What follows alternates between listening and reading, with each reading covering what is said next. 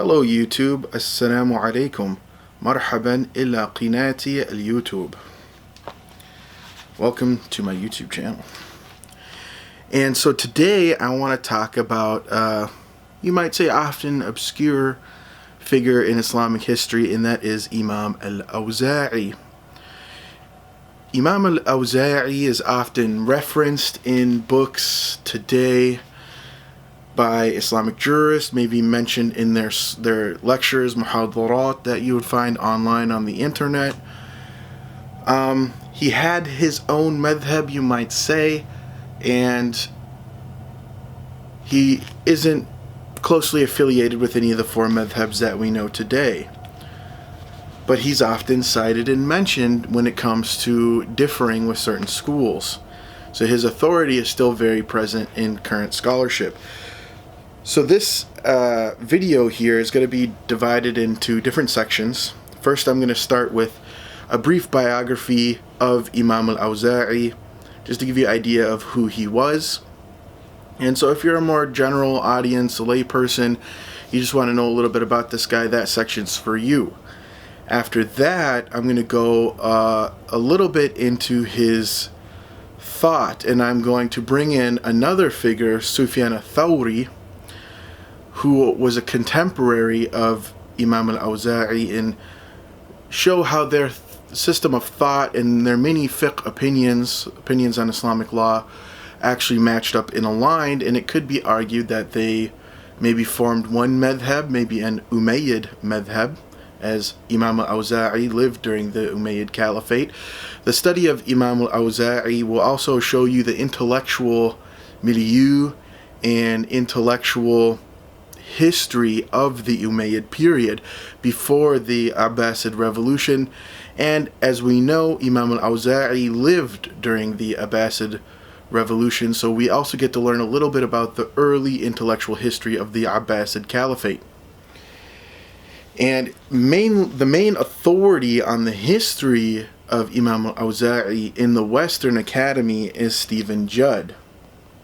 So I hope you can see this book here from makers of the Muslim World, al-Rahman bin Amr al-Awza'i, from Stephen Judd. Stephen Judd also has a article, that's the School of Islamic Law from Harvard University Press. Right here you can see I have some tabs in there. I also printed it out as a PDF, and the name, printed it out from a PDF, the name here of the article is al-Awza'i and Sufyan al-Thawri, the Umayyad Madhhab, from Stephen Judd. So this isn't my own original research. This is research done by Stephen Judd. And so I'm going to begin here with his biography.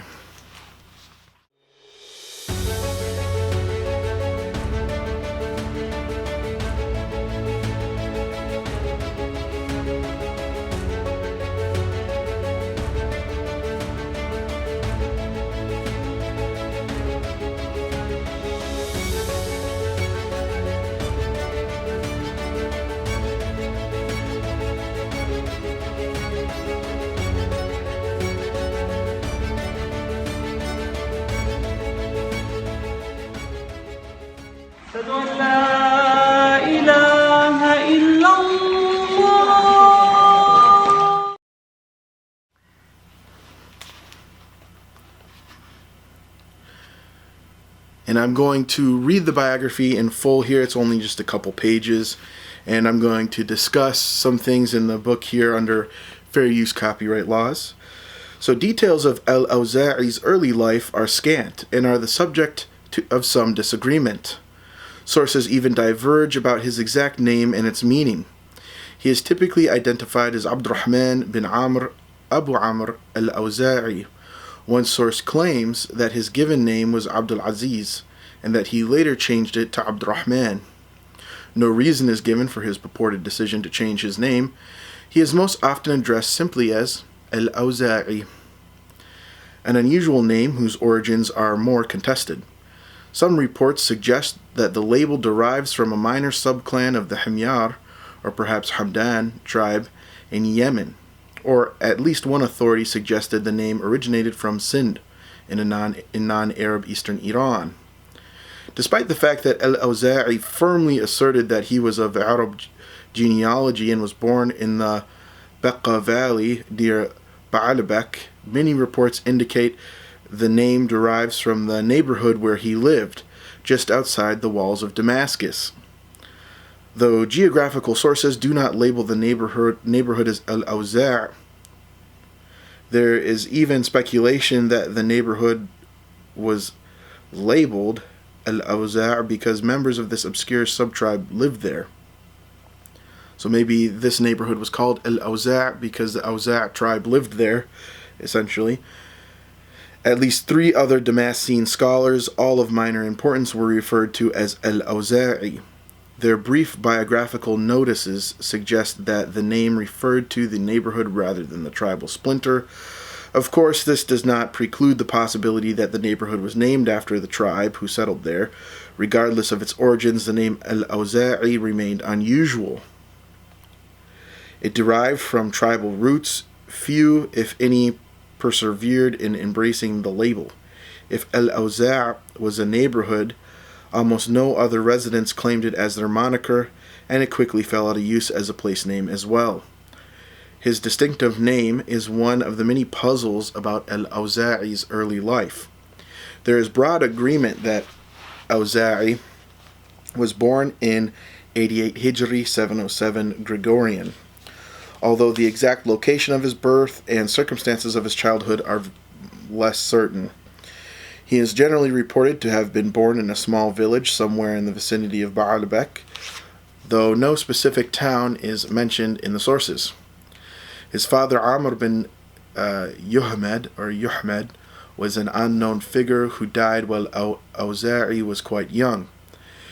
It does not appear that Amr was a scholar or came from a prominent family. Some suggest that he was quite elderly, possibly in his 70s, when al-Awza'i was born. There are no reports regarding any siblings al-Awza'i might have had either after Amr's death. His widow and son lived an itinerant life around Baalbek for an undefined period of time before settling in Damascus.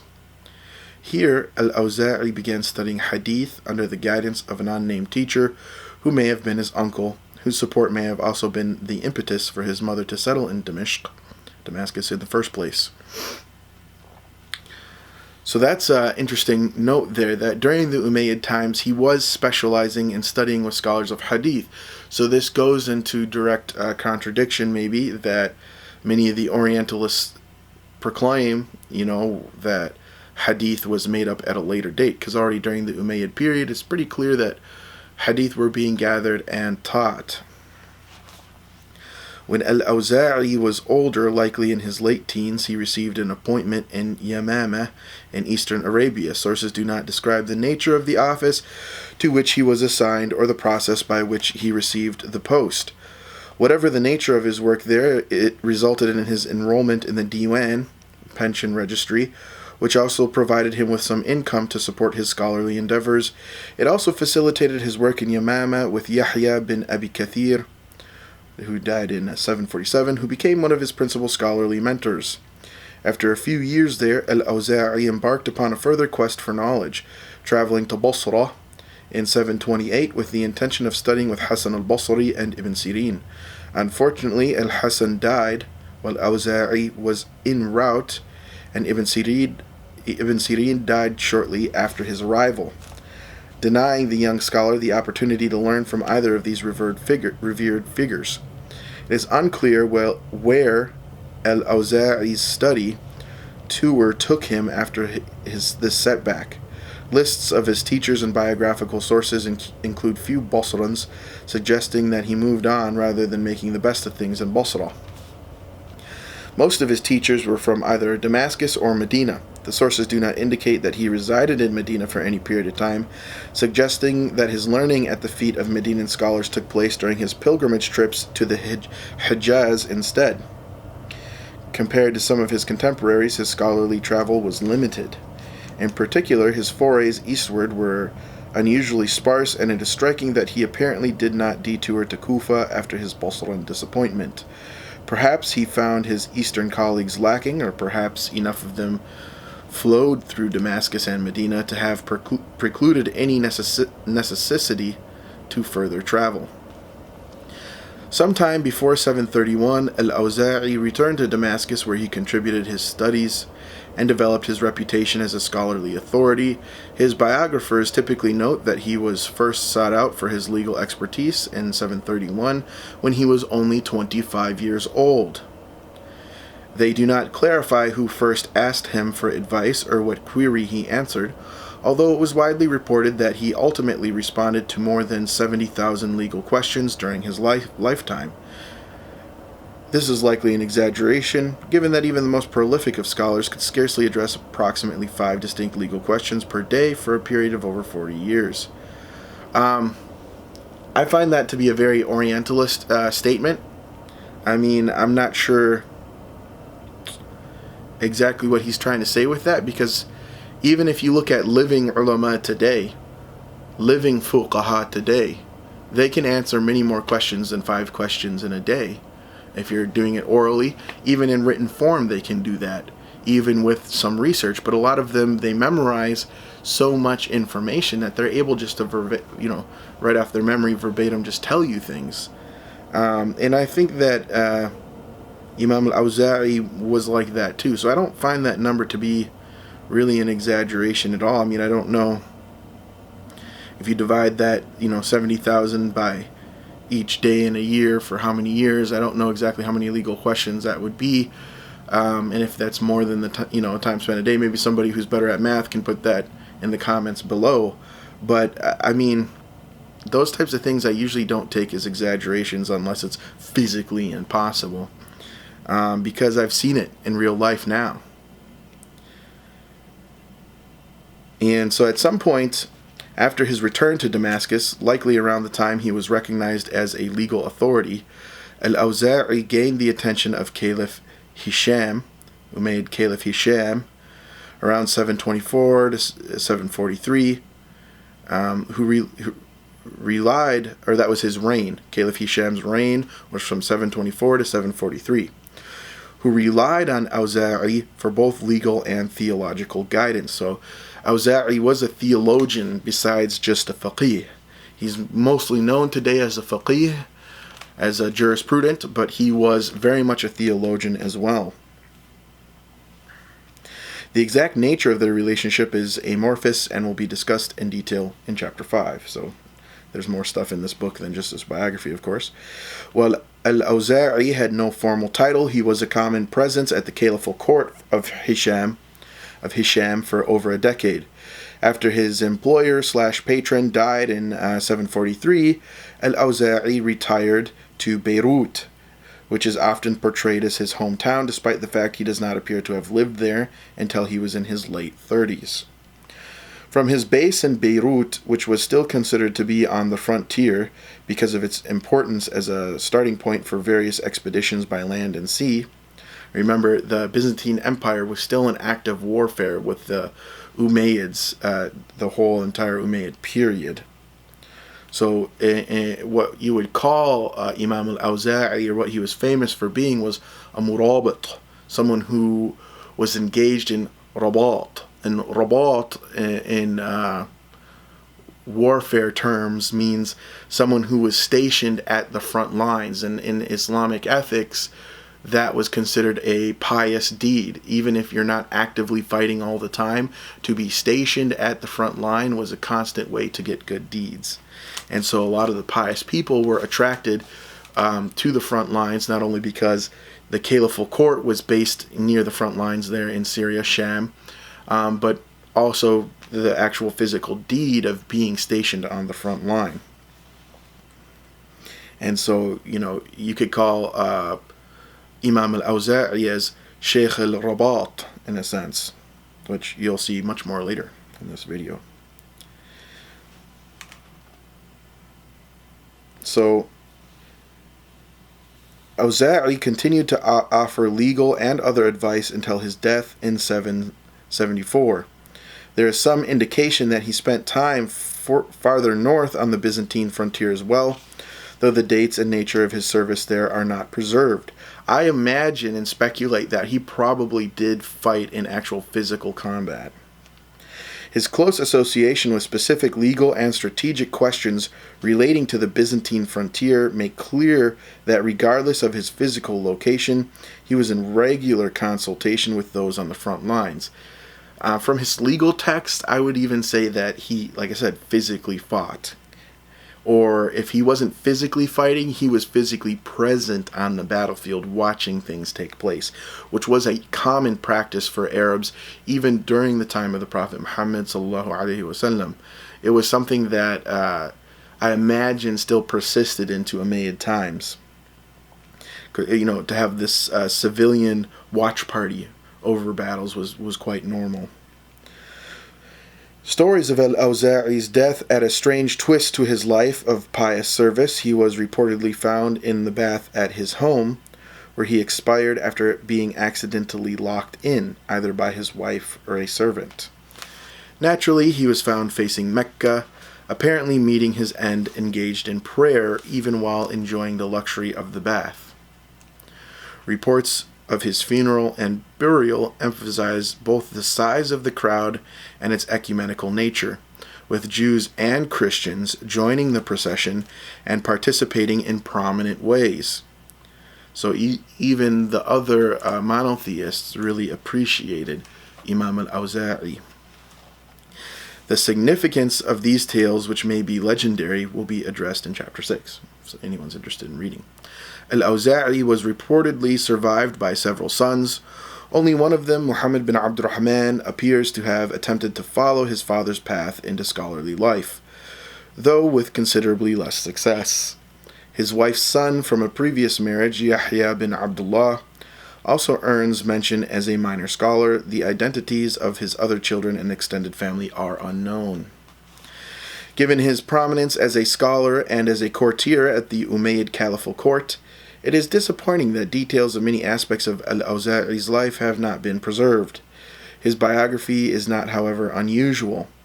The early lives of scholars and political leaders of his era are not generally well documented. The Umayyad period in general is not that well documented, and there's still a lot of manuscripts that are actively being discovered, papyri in particular, that do come from the Umayyad period. So a lot of this stuff may very well just be sitting in Orientalist libraries across Europe and America, as well as in the Middle East. Of course, there's going to be some manuscripts probably, but many of them were pillaged from the Middle East.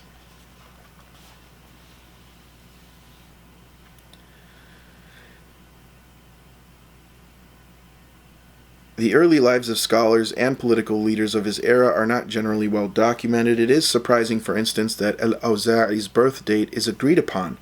In many instances, such basic details are much contested. I've seen that a lot with different Islamic figures. The fact that, by all accounts, al-Awza'i did not come from an elite family makes the ambiguity about his early life typical. Such information was not recorded and not seen to be important. Indeed, for students to query their busy teacher about his childhood, rather than about his views on crucial legal and doctrinal questions, would be considered odd and unproductive, perhaps even irritating. The lack of details about his later life may reflect, at least in part, the tumultuous circumstances of the time, meaning the Abbasid revolution, and the rapid dissolution of his scholarly following. The proliferation of biographical details, real or imagined, about the founders of legal schools demonstrates to an extent the proliferation of the schools themselves. Al-Awza'i's legacy did not benefit from such expansive hagiographical efforts. I mean, hagiography usually means the tabaqat literature, the biographies of scholars and things like that.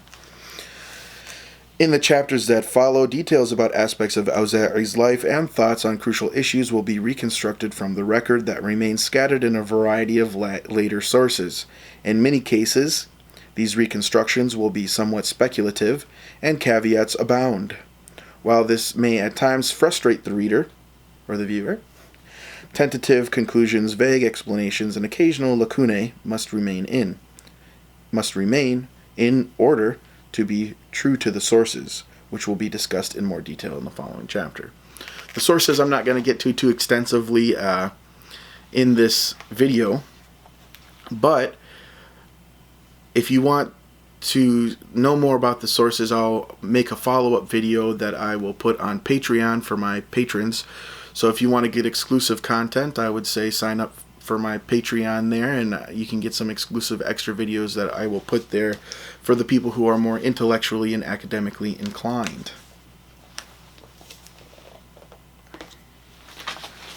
So now I'm going to go to some bits and pieces of this article here by Stephen Judd, al-Awza'i and Sufyan al-Thawri, the Umayyad Madhhab, and talk about some of the legal opinions or some of the legal ideas that Imam al-Awza'i had and why they're similar to Sufyan al-Thawri. And so these are two figures in the early Islamic period that tell us a lot about the intellectual milieu of the four Imams that we know today: Abu Hanifa, Imam Malik, Shafi'i, Ibn Hanbal. And so these were their contemporaries in a sense, or maybe you might say predecessors for Shafi'i and Ibn Hanbal. So, Schacht has this idea, Joseph Schacht, who I've mentioned in many of my other videos, who is an Orientalist, in the Western Academy, and is kind of one of the first major researchers in Islamic law, besides Goldziher and his teacher, Gotthelf Bergstreise. Joseph Schacht had this idea that there were regional schools that existed that were based off of custom and practice, so regional legal schools that existed before the four madhhabs. And Stephen Judd is trying to kind of reject this idea and say, well, if you look at Sufyan al-Thawri and you look at Imam al-Awza'i, they agreed on a lot of stuff, but Sufyan al-Thawri was in Kufa and al-Awza'i was in Sham, Greater Syria. So they weren't geographically in the same place, yet they held many of the same opinions. And so he's asking, is this an Umayyad Madhhab, something that was general with all the legal scholars of the Umayyad era? It's an open question. But it dispels this idea of regional schools. And, Arabic historical and biographical sources do not adhere to a consistent system for classifying early Islamic approaches to legal problems. Instead, nomenclature and criteria for classification are later constructs that historians, medieval or modern, develop to explain historical processes. As such, they reflect biases inherent in the paradigms employed. And that may sound a little abstract and sophisticated, but basically you'll find in the early sources that, the Kufans did such and such, or practiced such and such, or said such and such. The Syrians did this. The Basrans did that. The Medinans did this. The Meccans did that, or said that. You'll have other sources that'll say the Ahl al-Hadith said this. The Ahl al-Ra'i said that. You'll have other sources that said the early Hanafis said this, or according to the Awza'i madhhab, there was this opinion. According to the Thawri madhhab, there was this opinion. And so it's all they using different paradigms to talk about different schools of thought, and they're all constructs of that historian and don't necessarily reflect the reality that took place on the ground during that time, and they all kind of contradict each other. So sometimes it can be a little frustrating for a historian to look at and wonder, well, was there an actual Kufan school? Or who are the Ahl al-Ra'i? Was that different than the Kufan school? And so on and so forth. And the fact that Sufyan al-Thawri and al-Awza'i shared many of the same students, so these students were traveling. And, it's well known that Abu Hanifa, many of his students were not just Kufans or people from, Iraq. Many of them actually came from Khorasan and even Transoxania, so very far distances. So this was a very itinerant culture that existed in the early Islamic period. People were traveling. The Arabs are famous for traveling in the desert with their caravans. And not to use a stereotype, but it is a true fact, a historical fact, that they traveled quite a lot in the search of knowledge, or talab al-ilm, to use indigenous terminology. So the madhhabs of the Iraqi Sufyan al-Thawri, who died in 778, and the Syrian al-Rahman bin Amr al-Awza'i, who died in 774, so they died pretty close to each other, do not fit neat into the Shakhtian paradigm of progression from regional to eponymous madhhabs, meaning a madhhab based off a name of the founder, like the Hanafi madhhab or Shafi'i madhhab. Instead, they shared enough views and sufficient number of followers that they might be considered a single madhhab that was neither regional or eponymous, meaning that it was an Umayyad Madhhab, possibly, question mark. So there's an Orientalist by the names of Hans Raditz, who has written most extensively on Sufyan al-Thawri. He argues that under a variety of Kufan influences, Sufyan produced a synthesized approach to legal reasoning that anticipated Shafi'i. And Judd is kind of repudiating this claim and saying, no, he actually matched with al-Awza'i instead. So regardless of how little Sufyan had in common with other Kufan scholars, they've persistently, applied this regional label to him. Oh, he's a Kufan scholar, so he fits with the other Kufans. And while Halaq rejects the existence of a Syrian school, arguing instead that al-Awza'i's personal madhhab flourished by the mid-2nd, 8th century. Mid-2nd Hijri, 8th century Gregorian. So what Halaq is saying that al-Awza'i had a personal school, this guy Raditz is saying Sufyan al-Thawri fits with the other Kufans, and it's kind of like Shafi'i in the sense he was in between the Ahl al-Hadith and Ahl al-Ra'i. And, the fundamental flaw in the regional school paradigm by Shakht is that it ignores the fact that scholars traveled extensively. The geographic diversity of al-Awza'i's scholarly contacts is merely evidence of a highly mobile society and not of an early personal madhhab. The examples of Sufyan al-Thawri and al-Awza'i clearly illustrate the limitations of the regional school paradigm. Their stories are not unique. Dozens, if not hundreds of other scholars, including such famous figures as al-Zuhri and al-Shafi'i, also defy geographical identification. In a society characterized by commercial and military mobility, it is difficult to attach geographical labels to anyone. In a world of diverse views held by thousands of scholars who travel frequently and borrow concepts and arguments from each other, how does one sort scholars and ideas into manageable categories? So this is the problem of the historian. Sufyan al-Thawri spent a significant part of his life away from Iraq, traveling as a merchant and later evading the Abassids. He didn't get along with the Abassids very well after the Abbasid revolution because he was also strongly affiliated with the Umayyads. Both he and Awza'i had students from throughout the Islamic world. Attaching either to a specific region only limits our understanding of the extent of their influence and obscures the degree to which they shared viewpoints and students. So Sufyan al-Thawri, he had a tafsir, which is the only extant work that is attributed to either Sufyan al-Thawri or al-Awza'i. Tidbits of their jurisprudence are preserved in the various hadith collections and in al-Tabri's, Jarir al-Tabri's Kitab Ikhtilaf al-Fuqaha. So this is an early comparative fiqh book, or comparative legal jurisprudence, that was written by Tabari. Abdullah al-Jaburi, in an attempt to reconstruct al-Awza'i's jurisprudence, has collected references to al-Awza'i's fiqh in a 2-volume compendium. So if you speak Arabic, you could look at Abdullah Jaburi's book. In addition, Abu Yusuf's Rudd ala Siyar al-Awza'i cites al-Awza'i's views extensively, but only for the purpose of refuting them. So the famous student of Abu Hanifa, Abu Yusuf, he has this book, Rudd ala Siyar al-Awza'i, which you could still find. It's edited by Abu Wafa al-Afghani.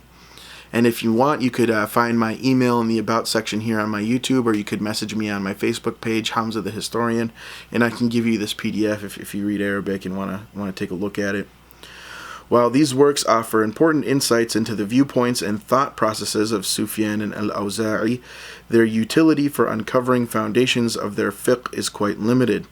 Much of the material either appears without context or lacks legal significance. The best source for insights of the Umayyad Madhhab's jurisprudence is Abu Ishaq al-Fazari's Kitab al-Siyar. So that was one of the students of Imam al-Awza'i who transmitted many of his works, or his opinions rather, I mean.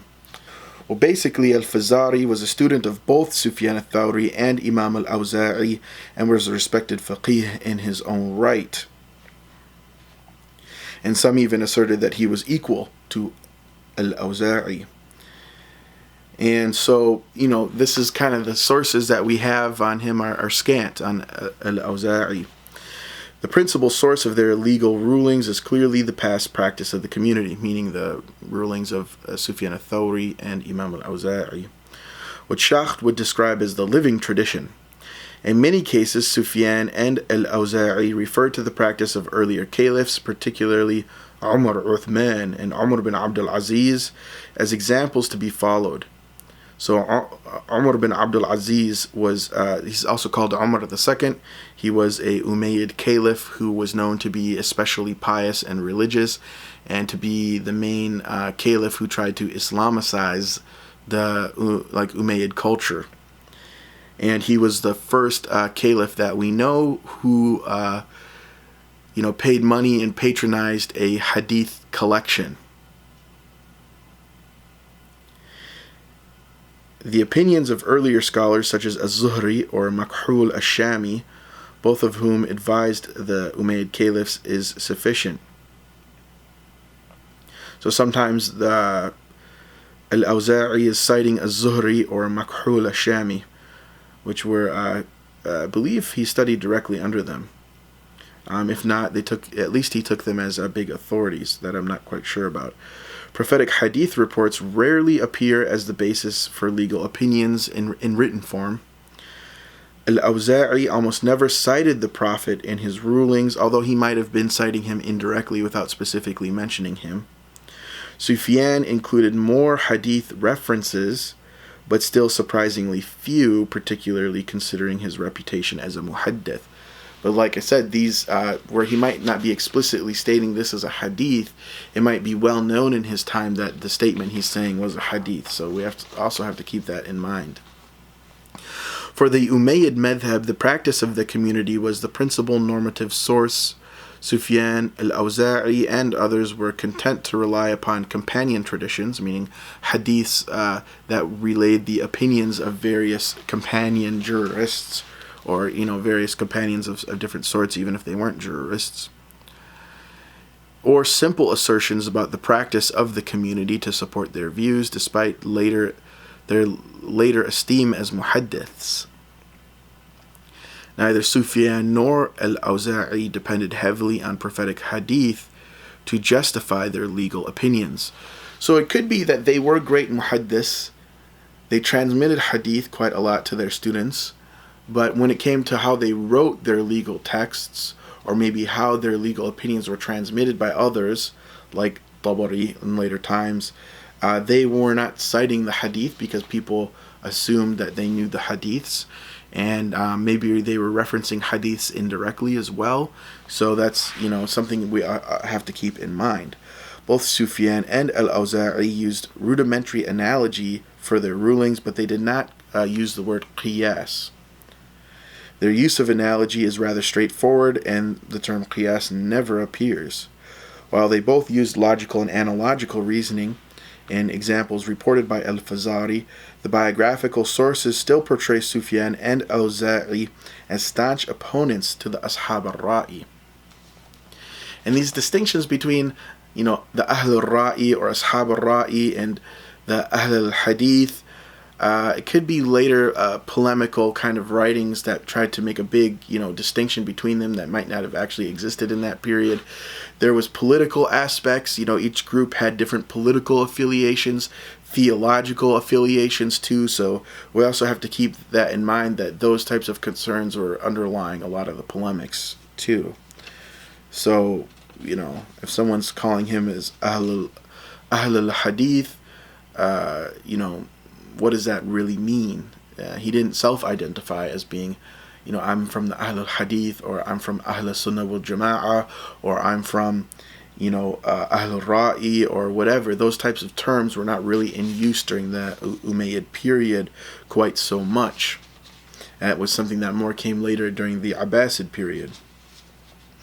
But Sufyan al-Thawri does, have different legal opinions, and he would just sometimes state his opinions straightforward without referencing any type of methodology or any type of hadith or, anything like that. He would just say, this is my opinion, blah, blah, blah, blah, blah, which is pretty characteristic of early legal text. You'll even see that in Kitab al-Asl from Muhammad Shaybani. Well, he'll say, Abu Hanifa said, it's permitted.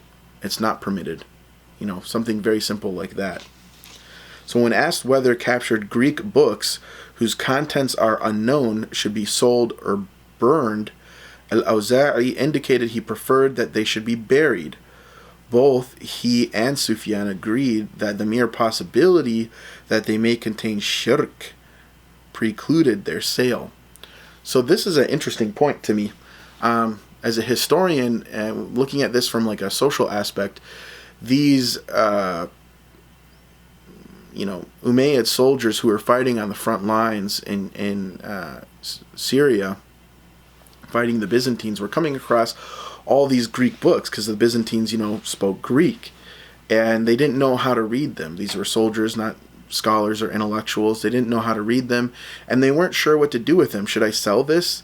Because a lot of the books that were written in Greek were religious in nature. They could be a Christian theology text, but they don't read Greek. They don't know what this is. If I sell it and make profit off of it, is that a sin for me if it's something that says something terribly crazy about polytheism? So Awza'i and Sufyan al-Thawri thought that they should bury these books, not burn them, but bury them. So that is just kind of interesting, their apprehension about these books, when we know that, especially during the Abbasid period, many Greek books were translated into Arabic, so they had a different idea about them. And as we know, the Abbasid revolution, you could call it as the revolution of the Mawali, or the clients, the non-Muslim converts, the non-Arab converts in the empire, especially Persians. But also, the Middle Easterners who were not Arab, but maybe they spoke Assyrian or they spoke Greek, and, part of the Hellenistic culture in late antiquity, and, they converted to Islam, became Arabized, and they were translating these books and having these books in Greek. So there is a sharp distinction here between the Umayyads' attitude to Greek books and the Abbasids' attitudes to Greek books. And another opinion from al-Awza'i is he expressed his preference that gold and silver icons, particularly crucifixes, be broken before being sold as precious metals. In general, Sufyan's rulings are more likely to contain references to prophetic hadith, though the paucity of such reports remains surprising. Al-Awza'i was more likely to divide classes of people or items into smaller subcategories compared to Sufyan al-Thawri. And an examination of the students reveal that there probably was not only a shared approach between Sufyan al-Thawri and Imam al-Awza'i, but they also had a cohesive body of followers who perpetuated this Umayyad Madhhab. So in a fluid intellectual environment of loose associations rather than formal enduring attachments, how can we determine which legal thinkers belong to a particular madhhab? The discussion below illustrates that scholars sought out like-minded associates and teachers during their travels, and that loose networks of legal thinkers devoted to particular approaches of law did exist, despite geographic mobility and tenuous loyalties between teachers and students. This study utilizes two approaches to uncover the loose network of scholars associated with Sufyan and al-Awza'i. First, the long list of students who claim to have studied with Sufyan and al-Awza'i reveal that the two shared a significant number of students. Second, a close examination of the biographies of several of their most prominent shared students illustrates both the consistency of their views and their loyalty to their two masters. So, this is something that is pretty indicative that this was a cohesive madhhab, that you might call it as the Umayyad Madhhab. Also, many of them shared students with Imam Malik, but none of them really shared students with Abu Hanifa. So Sufyan al-Thawri and Imam al-Awza'i students did not want anything to do with Abu Hanifa, so it's probably likely that he did disagree a lot with the Ahlul Ra'i, or the Kufans, or whatever terms you kind of want to use. And that also explains why, Abu Yusuf had this strong refutation of Imam al-Awza'i in his book, Rad al-Siyar al-Awza'i. So there was some contention between these groups. Not a single student of either claimed to have studied with Abu Hanifa. Abu Yusuf is virtually absent as well. The enmity between the Umayyad Madhhab and the Ashab al-Ra'i was clearly sufficient to deter students of al-Awza'i and Sufyan from seeking out Abu Hanifa and his followers.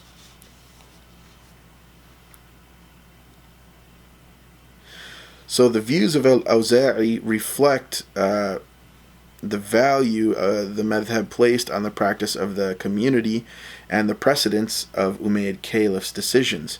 He also shared his teacher's disdain, or that's Fazari. He shared his teacher's disdain for the Qadarites and was hostile towards students of Abu Hanifa, as the account of his encounter with Harun al-Rashid discussed illustrates. Sufyan's other famous student was Abd Razak al-San'ani, the famous muhaddith. He has this collection, it's just simply known as al-Musannif Abd Razak al-San'ani, which is a very awesome hadith collection. If you speak Arabic, go take a look at it. It's got a lot of the companions' opinions in it. And so Abd Razak al-San'ani died in 827, and he traveled to Syria to study with al-Awza'i. He is, of course, best known to us for his Musannif, one of the earliest surviving collections of hadith. This predates the, as-Sahih as-Sitta. So Harold Motzky, he has a famous study monograph published with Brill. That's an analysis of Abd Razak's sources and demonstrates that he obtained most of his hadith material from Ma'amar bin Rashid, Ibn Jurayj, and Sufyan al-Thawri. So the major sources in Abd Razak's Musannif were all associated with the Umayyad Madhhab, and with some perhaps representing its leaders of the previous generation. So a lot of these were students, of Sufyan al-Thawri and Imam al-Awza'i as well. Or they were teachers like az-Zuhri and Ata and Qatada. They were all teachers of al-Awza'i, and he, cites them a lot. Ata bin Abi Rabah. And so it's very interesting here. However, its significance lies in the fact that it groups together Abd Razak's principal teachers, most of whom I've argued are members of the Umayyad school, under the umbrella of a single madhhab. There was clearly a core group of prominent scholars whom Ibn Ma'in labeled as Ashab al-Sunnah, who shared a similar approach to law, namely a reliance on the general practice of the community, meaning like the Sahaba, and as the principal source of law. When we also consider that a significant number of those who claimed Sufyan and al-Awza'i as their teachers studied with both of them and not with other prominent scholars, it appears that there was a larger community of scholars affiliated with a loosely organized Umayyad Madhhab. Given that Sufyan al-Thawri and al-Awza'i followed a similar approach to jurisprudence and shared a core group of students, it is reasonable to suggest that the two represented a single madhhab, which was limited not to neither a single eponym nor a particular region. So this is very interesting. And then, the article basically goes into the disappearance of this madhhab. So, when you had the Abbasid revolution, it changed things a lot. So the madhhab's association with the Umayyad regime created obvious difficulties in the wake of the Abbasid revolution. Al-Awza'i was a prominent advisor at the caliph's court in Damascus, and Sufyan was also an Umayyad loyalist.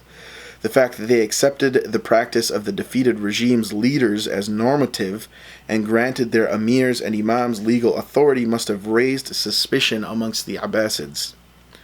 So the Abassids, they wanted to interrogate both Sufyan and al-Awza'i and kind of keep them under close watch, under close control. So al-Awza'i accommodated the new regime and later offered legal opinions to Abbasid leaders from his retirement in Beirut. But Sufyan al-Thawri refused to make such compromises and spent the last decades of his life in hiding. One can easily imagine how these radically different choices must have troubled their students, driving some to choose one sheikh over the other based on their opinions on the Abassids. As a result, the cohesiveness of the madhhab eroded and its membership dispersed, and ultimately separated into the much weaker group of Awza'i loyalists and Thawri loyalists. And so then later on, you had the four madhhabs that were based upon, the names of their founders, like the, Hanafi madhhab based off the name of Abu Hanifa, Shafi'i madhhab, and so on. And they couldn't label their methodology to just one scholar. They can't say, oh, this is the Awza'i madhhab, this is the Thawri madhhab, because they were both contemporaries, both big giants, both shared many opinions, and for them to say, well, it's the Umayyad madhhab or something like that wouldn't really fit too well into the discourse that happened later on. So that's another reason why they might have kind of fallen out of vogue, so to say. So next one I'm going to talk about is Awza'i's. We'll go a little bit more in depth in Awza'i's jurisprudence himself. And so I have some notes here to go over with you guys. And so he was the most representative of the Syrian school of thought, if you could give it a regional name, along with Makhul Ashami and Ibn Shihab al-Zuhri, whose views Awza'i cites a lot of times. Although, we've already talked about how the regional schools is kind of a little bit difficult to use intellectually because it doesn't really fit the historical reality. But, we have to talk about it and we have to try to use some sort of paradigm.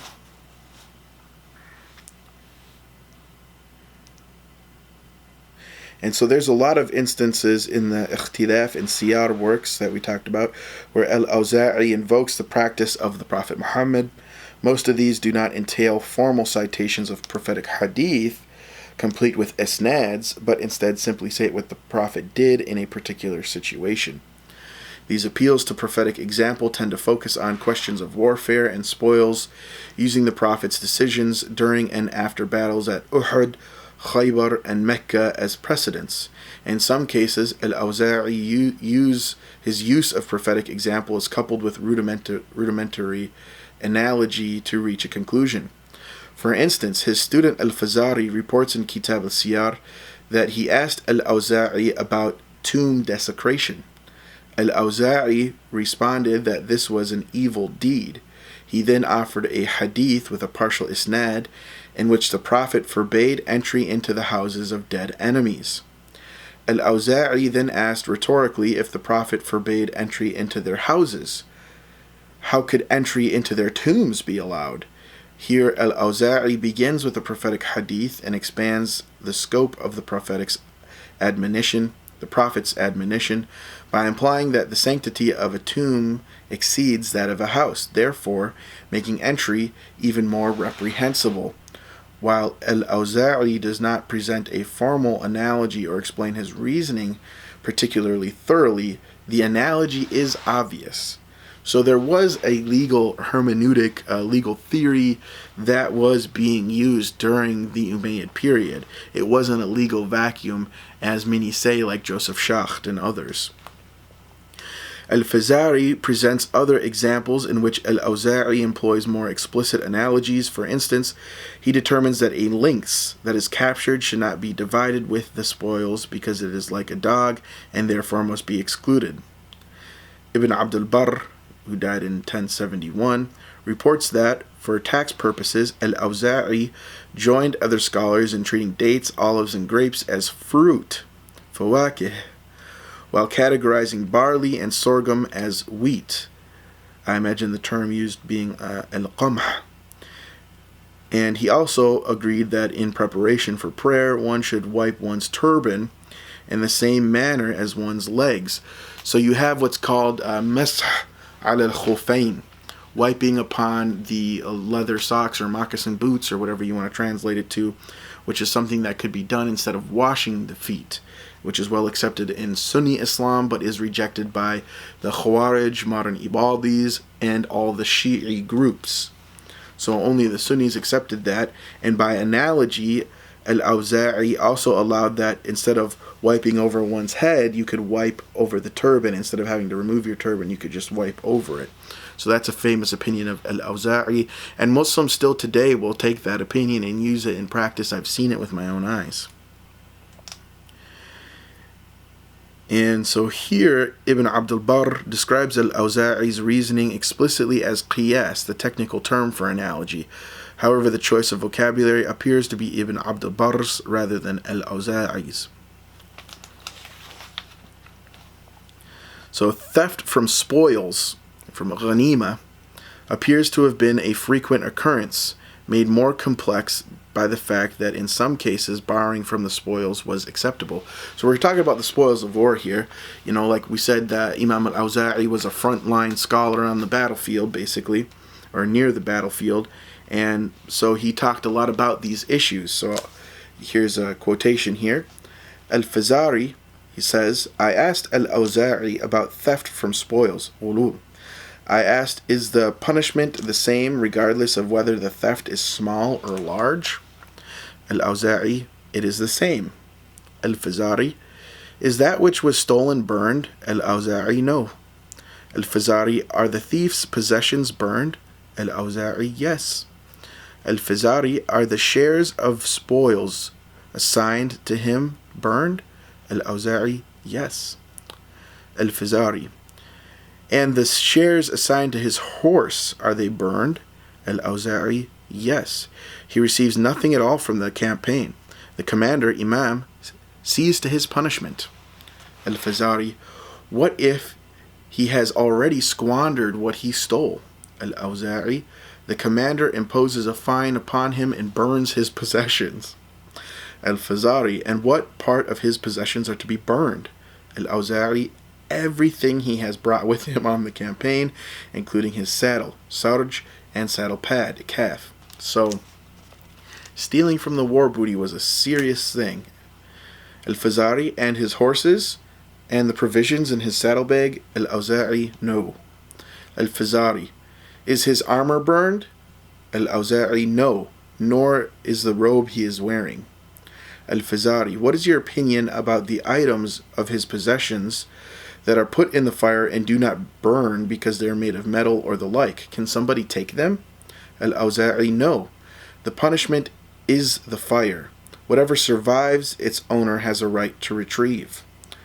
Al-Fazari, what if a man steals from the spoils and is not caught until he returns home, and then the theft is discovered? Are the possessions in his home burned, or just those he took with him on the campaign? And so this is alluding probably to something that really actually occurred. Al-Awza'i, only the possessions he took on campaign. Al-Fazari, what if the thief dies and then his theft is discovered? Are his possessions burned? Al-Awza'i, no, because the Prophet did not burn the possessions of a thief whose theft was discovered after he died. So he is referencing the Prophet here, but that's not an actual hadith, right? So it's kind of very interesting, how this text is structured. It's different from later, fiqh mukhtasars, or, the commentary literature, shuruh and hashiyat and these things that we know of nowadays. And so, it's interesting that Awza'i, he uses prophetic examples, or hadiths even, or Quranic scripture, and he talks about the practice of the companions, and he talks about, and he also uses some basic analogy here. So it tells you that there was some sort of system in place, some sort of legal theory or legal epistemology that existed, but the particulars of it we really don't know from the sources. So we don't know, which one was epistemologically superior than the other. We can speculate that the Quran was at the top, the prophetic example was next, the example of the companion Sahaba was next, and then after that maybe some qiyas, but he doesn't explicitly ever state that. For example, it's possible that in cases where al-Awza'i relies on analogy, he may have preferred to be able to cite past practice, but no examples were known to him.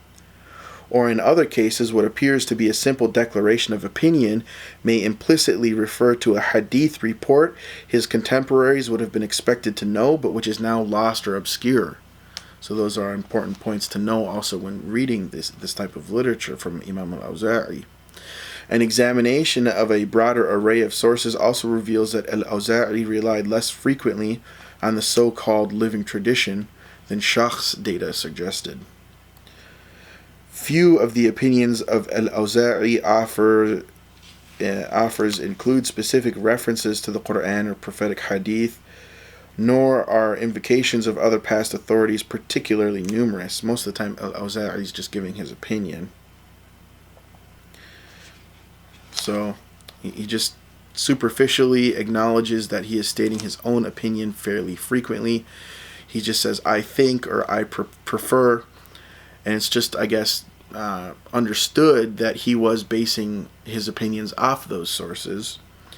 As some of the examples cited above illustrate, more often than not, al-Awza'i simply makes declarative statements about legal questions with no explanation of his reasoning. In many cases, the answers are simply yes or no, which you also see in Kitab al-Asl and Kitab al-Athar about Abu Hanifa. Al-Awza'i did not rely heavily on hadith, nor did he explicitly privilege past practice or some sort of living tradition. He relied on logic and his own opinion more often than Shaykh suggested, meaning that in his text, the way that it's written, it looks like he was relying on his logic and own opinion. But like we said, he could be referring to the Quran, referring to the hadith, and it's just not that obvious. And al-Awza'i's connection to the Ahl al-Hadith is clearly a later accretion given the extent to which he relies on logic instead of hadith in his text. His identification with a Syrian regional school is also tentative given how infrequently this association actually appears in the sources. Typically, al-Awza'i uses the term darura to connote necessity rather than terms like istislah or istihsan or maslaha or maybe istishab by Shafi'is, terms which are more commonly used in early texts to refer to upholding the public good or using some sort of juristic discretion or having some sort of exception to the general rule. So he used the word darura, and this is before darura was codified to have a very specific meaning in Islamic legal theory. And this particular terminology is also a reminder of how fluid legal concepts and their signifiers, their terms, remained during the early Islamic period. Of course, it's also important to note that the fluidity of terminology and diversity of methods displayed in al-Awza'i's fiqh were not unusual. So he's absolutely right here, Stephen Judd. When you look at legal texts from the early period, you could tell they don't have a codified legal terminology. They're all using the different terms in different ways. And so it makes it particularly difficult as a historian to go through these texts and parse the legal content out of these texts because they are not using the same language when they're talking about the same subjects. And so you could look at the first Hanbali Mukhtasar from al-Khiraqi, Mukhtasar al-Khiraqi, and you'll see that he doesn't use the common terms we know about in fiqh today, even like where you have mandub or mustahab, wajib or fard or mubah or makruh or haram. Those are all legal terms that were codified later on, and everybody uses them in the same way later on, more or less. The Hanafis kind of make it a little more complex with, makruh, tanzih, and all these different things. Makruh tanzih and makruh tahrim and things like that. But the even earlier on, there was more ambiguity and more differences of terms. You could see this in Kitab al-Asl with Abu Hanifa. And like I said, you see it with Mukhtasar al-Khiraqi as well for the Hanbali madhhab, with Shafi'i as well. So it's a little murky waters, so to say. And despite the prominence of frontier issues in the discussions of al-Awza'i, these topics actually constituted a small part of his legal output. The Ikhtilaf works preserve material from al-Awza'i, touching on all aspects of Islamic law. One of the things that al-Awza'i stands out for is insisting that dhimmis, non-Muslim subjects in the Caliphate, who fought alongside Muslims, should receive shares of the spoils. Other authorities rejected this view. Many of the questions al-Awza'i addresses regarding warfare and spoils involve minutiae that are not discussed by other scholars, because that was his reality. He lived it. He was there on the front lines, as we said, at Murabit, in Rabat, so he knew a lot more about the actual reality that these people lived in than maybe some later jurists. And it was also very important. The Caliphate was expanding. They were doing lots of military campaigns during the Umayyad time. This was the prominent legal issues of the day that the political empire was interested in.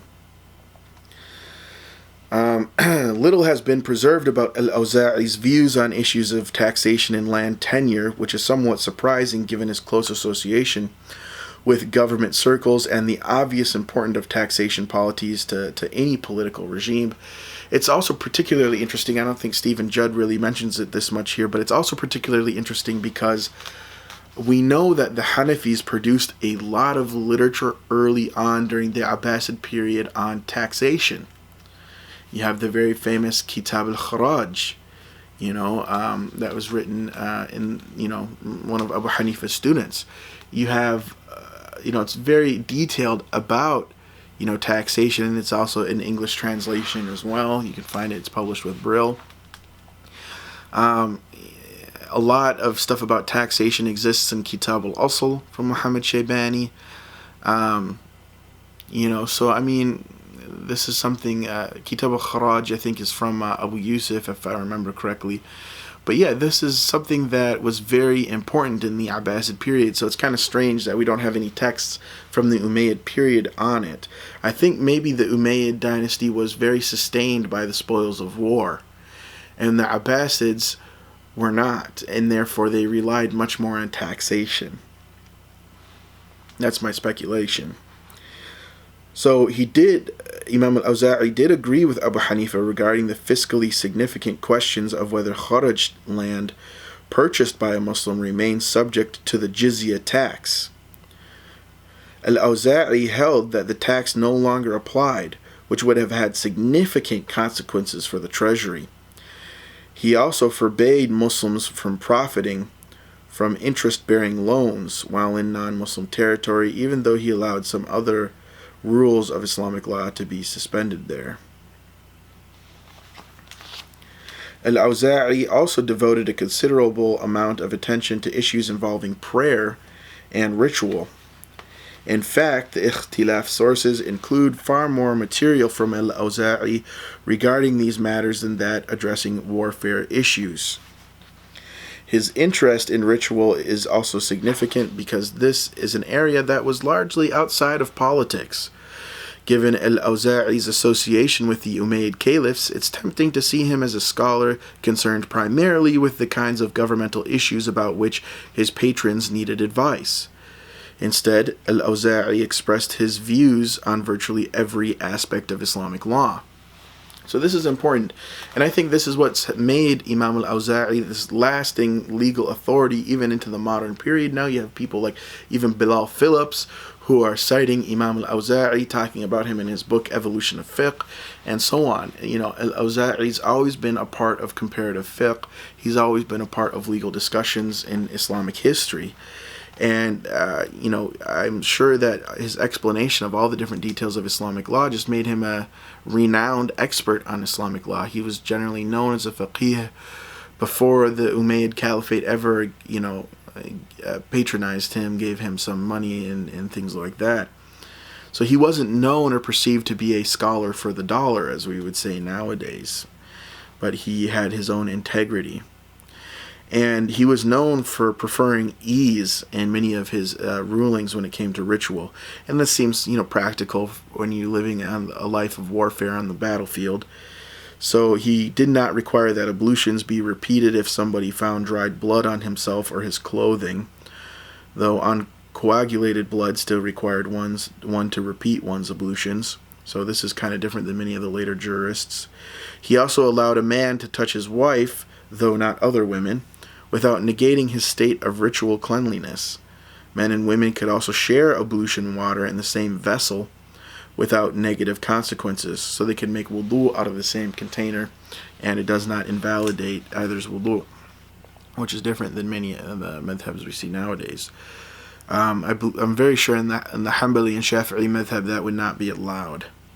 For instance, he considered it acceptable for worshippers to greet each other during the prayer, to give salams during the prayer in the middle of salah, and to bless someone who sneezed during the proceedings. So if someone says, someone sneezes and they say alhamdulillah, he would say it's permissible to say yarhamukallah. He allowed people to stand and walk about during the Friday sermon, the khutbah, as long as they did not block the aisle or talk. So that's kind of an interesting disagreement there. Makes things kind of easy, though. I mean, when you're on the battlefield, sometimes you need to get up, you need to move around. People have been on their horses maybe for hours upon hours, days upon days, and they need to stretch. I mean, who knows why exactly, he gave preference to that ruling. He agreed with his colleagues that it was acceptable to pray behind a ritually impure imam. However, he went further and saw no problem with prayers being led by an imam who was the product of adultery, who was the son of adultery, or walid az-zina. In the absence of an imam, al-Awza'i held that the most knowledgeable man present should lead prayers. I mean, that is kind of common. They disagree as to what it jurists disagree as to what it means to be a knowledgeable man, who's the most knowledgeable. He was adamant that the opening Fatiha could never be omitted from prayer. He also, and that's because it's a Quranic basis there, he also insisted that funeral services conclude before the Asr prayer. Others were more flexible about the timing and length of funeral prayers. Al-Awza'i was also more stringent in his attitude towards shortening the prayers during travel. While he does not say so explicitly, one gets the sense that he suspected that some used travel as an excuse to shirk their required prayers. So, when you're on the front lines in the battlefield, you're doing a lot of traveling. And I imagine that he did encounter many students or different people who were trying to just kind of slack off with their prayers and use traveling as an excuse when maybe it didn't properly apply. Ibn Abd al-Barr includes one report in which he criticizes, Awza'i criticizes the Kufans for not raising their hands high enough during certain points in the prayer, a practice that, in his mind, diminished the efficacy of their prayers. This is also one of the rare regional references Awza'i makes, where he explicitly says Kufans. So this is talking about what's known in fiqh nowadays as raf' al-yadayn, raising the two hands. So in prayer, you'd say Allahu Akbar, and you'd raise the two hands when you initiate the prayer. Also, other times in the prayer when you come back up, and things like that from ruku' and bowing and things.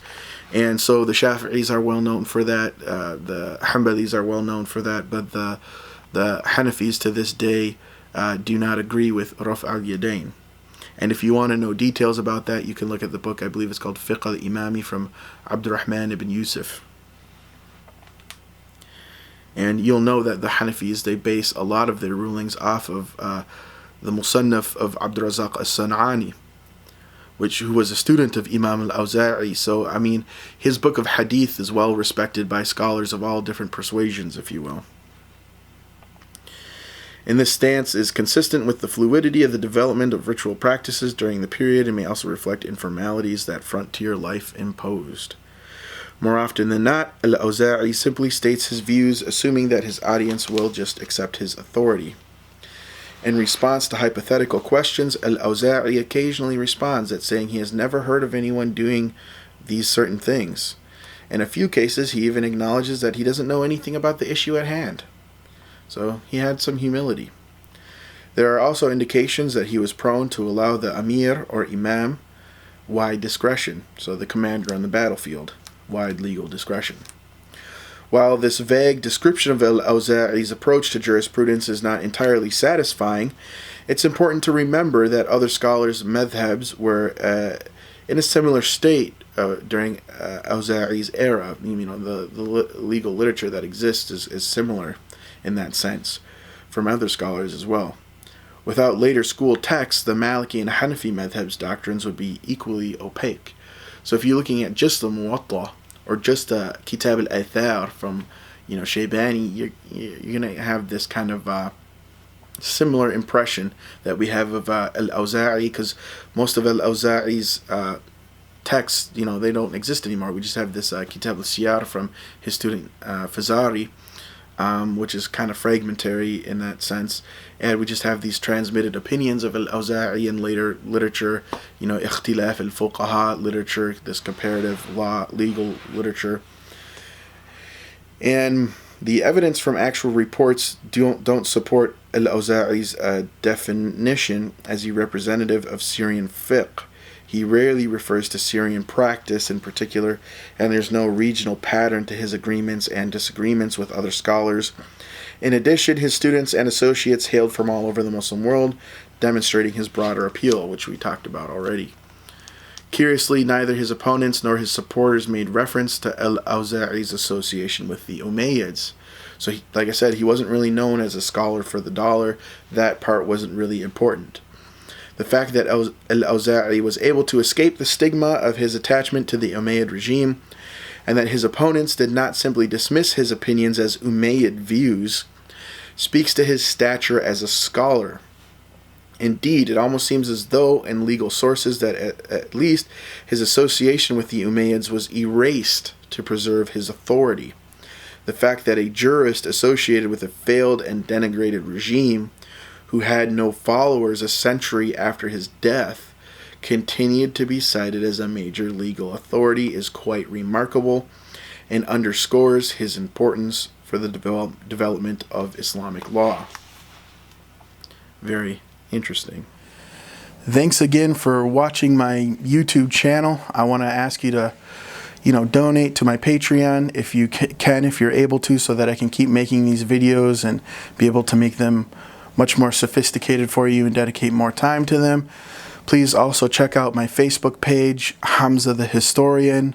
You can also find me on Twitter. Please check out my other video series. I just did a video series on the history of the Mu'tabirun movement, which might be called a Sufi movement or mystical movement in Islamic Spain. And please support me in more videos to come. I want to hear what you guys are interested in. I want to know what future videos you guys want to see. So please put comments down below and let me know what it is that you want to see from my channel. And I can, make note of that and try to come out with some videos on those topics. Thank you very much for watching, and please subscribe for more videos and give my video a like.